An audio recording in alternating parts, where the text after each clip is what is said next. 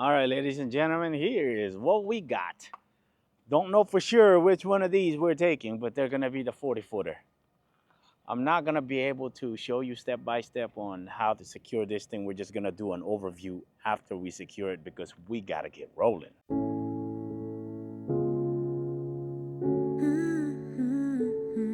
Yeah.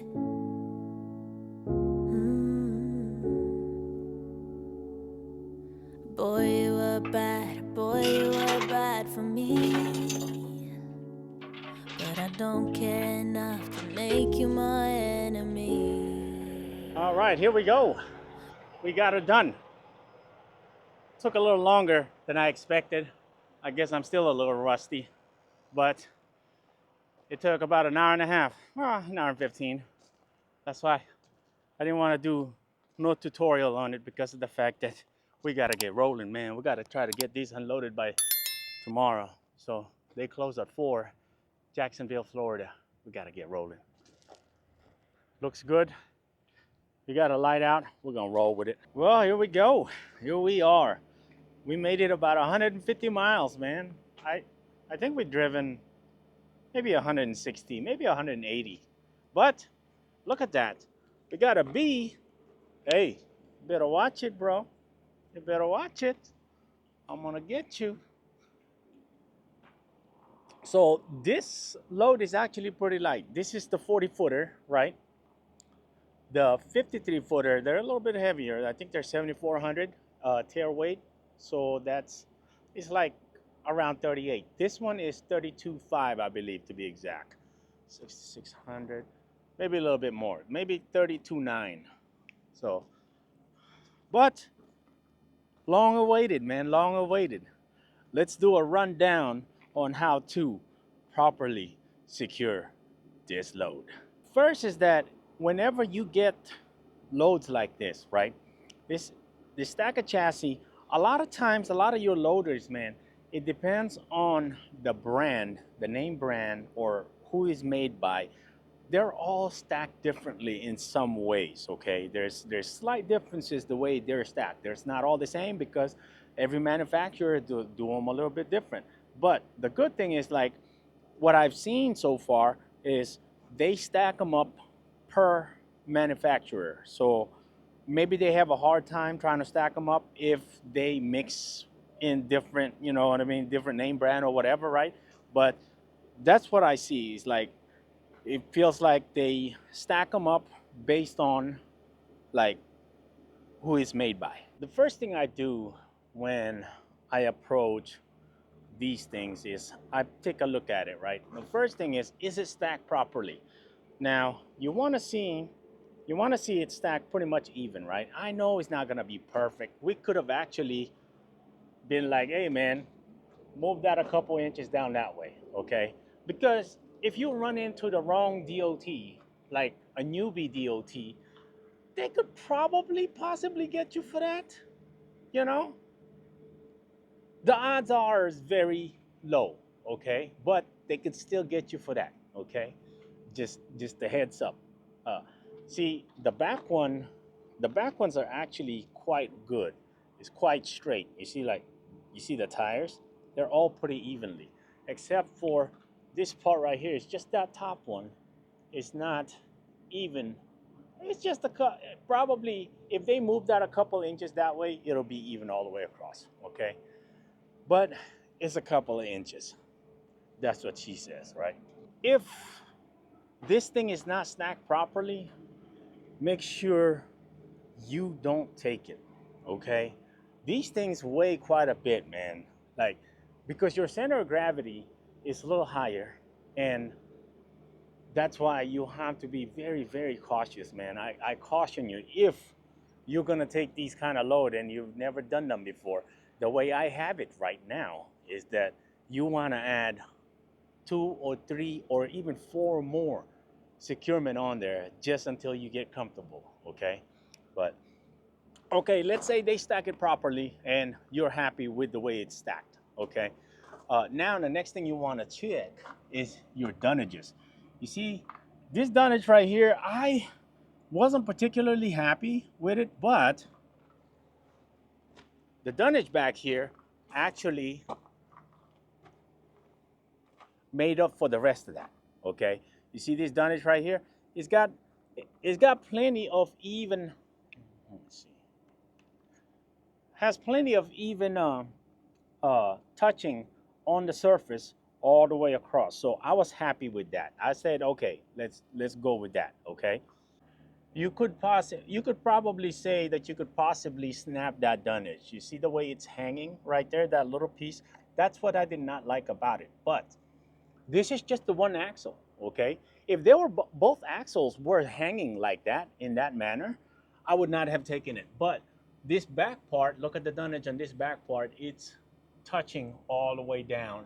So we have, because that's one unit, right? So we have securement, or I mean, we have stability there. So if that dunnage was to break, it would only let this hang down some. Okay, it would let this axle hang down. To be fair to the loaders, I think this one was loaded pretty good. You know, dunnage and everything.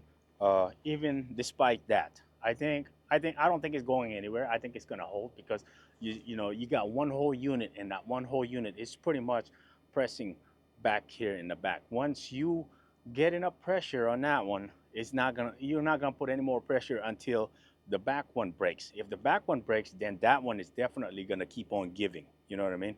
So let's say you're happy with the way it's stacked. You can secure it with no problems. Now, you have to also consider the way it's stacked front to back. Okay?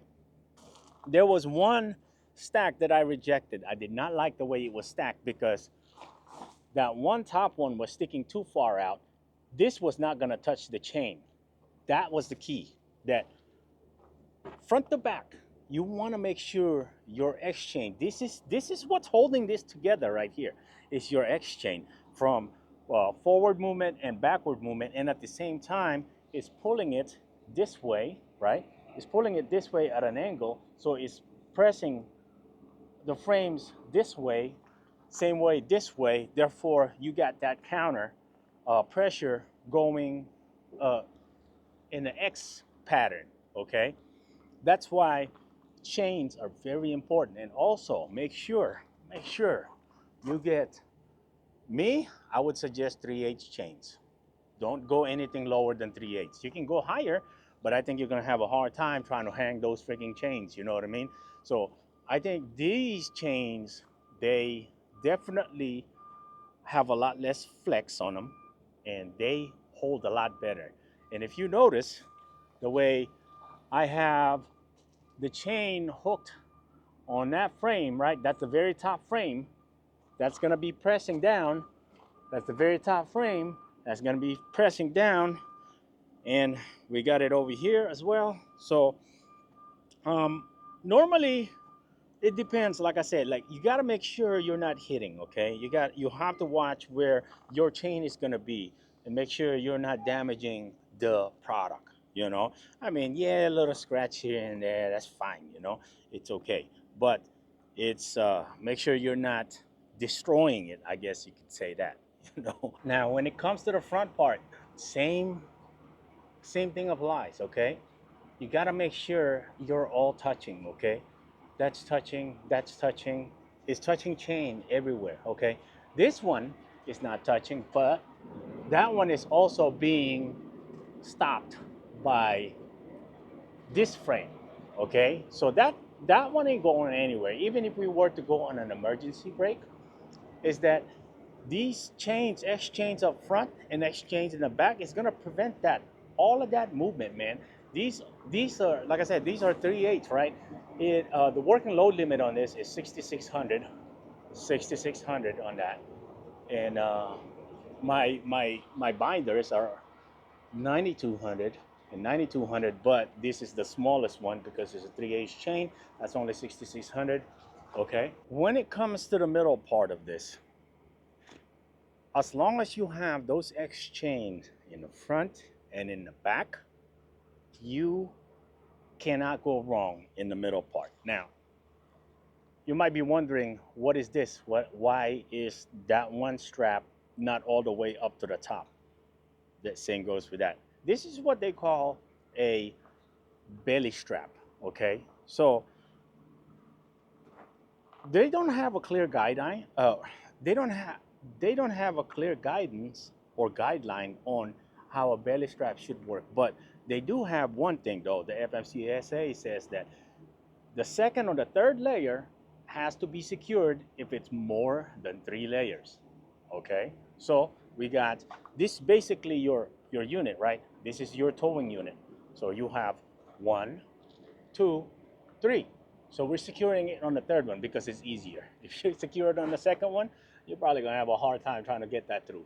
But you can still do it on the second one if you wanted to. When it comes to the overall length of this, okay, now the FMCSA guidelines on anything that is over 10,200 or 10,011, 10,900 pounds or something like that. Okay, anyway, let's just say over 10,000 pounds. Anything over 10,000 pounds, every uh, every 10 foot, or you have to have 4 points of securement on everything, right? 4 points of securement on all corners of it. These ones are technically not that because like one unit is 6,500, right? But when you add them all up together, it's it's a little bit more weight. Okay. Okay. So up top we have one securement, of course, your X chain up front, 2, 3, 4, 5. This is a 40 footer. We have 5 points of securement up top. That's good enough. Like I said, as far as belly strap, they don't have a clear guidelines on how how many you should have on there. Like, is it every 10 foot? Like, I haven't seen it. I haven't seen it in the book or anything like that. So that's why. But a belly strap is a must on something like this. See, what the purpose of a belly strap is, what you're doing is you're compressing those units down because your center of gravity is so high on this thing that when you compress that down, it doesn't, what do you call it? It doesn't do this flexing while you're going down the road. You know, that's why you put down belly straps to compress that down, and then you compress it down, the rest of it. Okay. As far as working load limit, your 4X chains, it's more than good enough. Working load limit, because working load limit is 6,600 times 4, and we're only pushing 32,900, 32.9 on these. Okay, we're not even that, because if you count the bottom one, yeah, we're 32.9, but if you just go to the 4 ones, it's only like 28,000. Okay, so you're only supposed to have, technically, according to the DOT, 50%. You're going to be needing just 28, 15, 14. Okay, you just need 14,000 pounds of securement, which 6,600, 6,600, 6,600, 6,600. Now there's a caveat to that, right? Technically, yes, but you have to also have the every 10-foot guideline. Okay, technically, no as well. You see what I mean? You see how this can get like so complicated, right? But to prevent it from being so complicated, I would say this is the bare minimum that you should do. I'm not saying we're doing bare minimum as far as securing this. I'm saying that this should be your bare minimum. This is actually way over secured. I can guarantee you this thing ain't going anywhere. When you look at the where you hook up, right there, just on the frame, nowhere else, just on the frame. Make sure, please be careful. Make sure you don't damage it, okay? You may be wondering, hey, how come your straps are not flat? You know? Hey, man, I'm glad you asked. The reason for that is what they call a half twist, right? Technically, they do have a guideline for this. Technically, on the book it says half twist. We are twisted about a 1.5 here. Will they get you for that? More than likely not. Okay? But the reason why I like more than half a twist, because it saves my straps, man, because when you have this flat or even just at a half twist, you're going down the road, wind is blowing, this thing is gonna start flapping. And when it starts flapping on you, it's gonna hit that. And it's gonna eventually cut that off, okay? And not only that, your straps gonna look like they're loose. See, let me tell you a story. When I was an inspector as a QA or QC, right? The first thing I do is I look at the way the thing overall looked. The way this thing overall look is very clean. Nothing is out of the ordinary. Everything is properly spaced out, so it's presentable. When you present something that looks presentable, a lot of times they're not going to dig deeper into that, okay? So when you're going down the road and the trooper sees you and it looks like you are very presentable, I mean, it looks like it's properly secured, they're just going to continue on. I mean, see, this goes along with also being presentable. A lot of people, they don't know what to do with that excess strap, okay? Oh, by the way, if I haven't mentioned it already, you need 30 foot long straps, okay? 30 foot, 30 foot, 30 foot. My chains are only 20 foot. If you're gonna, you can also, that's another thing, you can also run chains through here. If I may suggest, if you're new, I would say yes, definitely run chains through the whole thing until you get comfortable. You can do it with chains, you can do it with straps, okay? Someone had also mentioned in the comment, you put a string or some type of rope on the chain, on the end of the chain, tie it up in there, and then you throw it across and then you pull it. Boy, what a genius. I hadn't thought of that, because like that's gonna be tough trying to throw chains up there, okay? That's not easy. When you throw chains up there, and you could probably kill somebody. So just make sure make sure you're just aware of your surrounding when you're doing these kind of work, okay? So let me finish by saying, okay, this goes along with being presentable. This looks neat, okay? This looks like it's put together properly and it looks neat, Same thing goes in this one. This looks neat, okay? It's put together properly, it looks neat. Feel like this one, no. We got one. We got one click out of there. I rolled 150 miles on this and no issue. See over here, these ones look a little bit different. The other ones, like Pumas, they're not like this. It's not the way that's designed. It's not like that. That's why you have to approach every single one of them a little bit different. Okay. See, same thing with your 2-inch straps. Same thing with your 2-inch straps. Same thing. Now, you might be wondering, could you just do it with all 4-inch straps or 2-inch straps? You actually could, but I suggest if you're gonna do it with just one same kind of strap, I say go with a 4-inch strap because the 4-inch strap actually has a lot less flex on it. These, like I said, you see the distance? That's long distance. That's why I got 2 4-inch straps. Normally, I would actually have 3 up top, but I damaged one of my 4-inch straps, so I'm gonna have to go get one. But this is well acceptable, okay?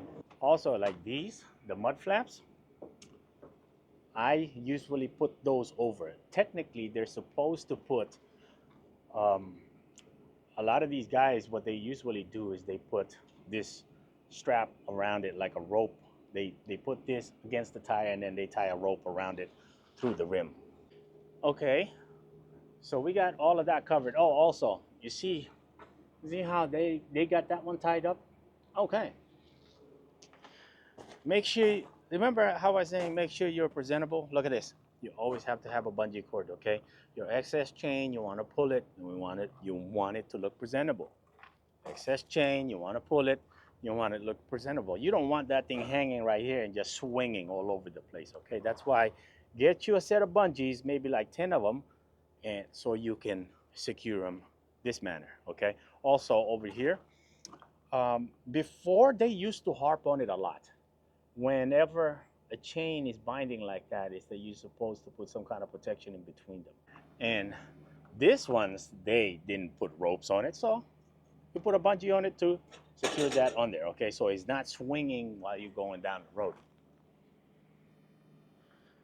Same goes for this one. It will not go on there into its slot properly, so we went ahead and put a bungee on it and secure it in place. Same goes for that.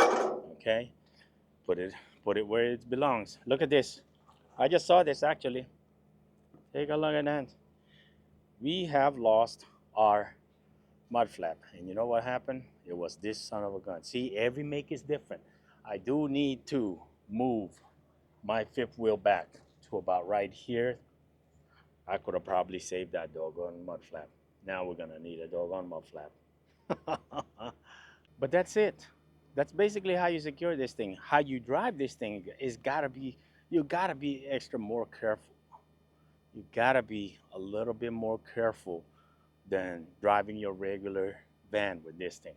Because like I said, your center of gravity is a lot higher on this, so you cannot be whipping this thing left and right. You know what I mean? Just take your time and freaking drive it the way it's supposed to be driven. Just take your time, and then if you gotta pick up speed once you get comfortable, just start doing that.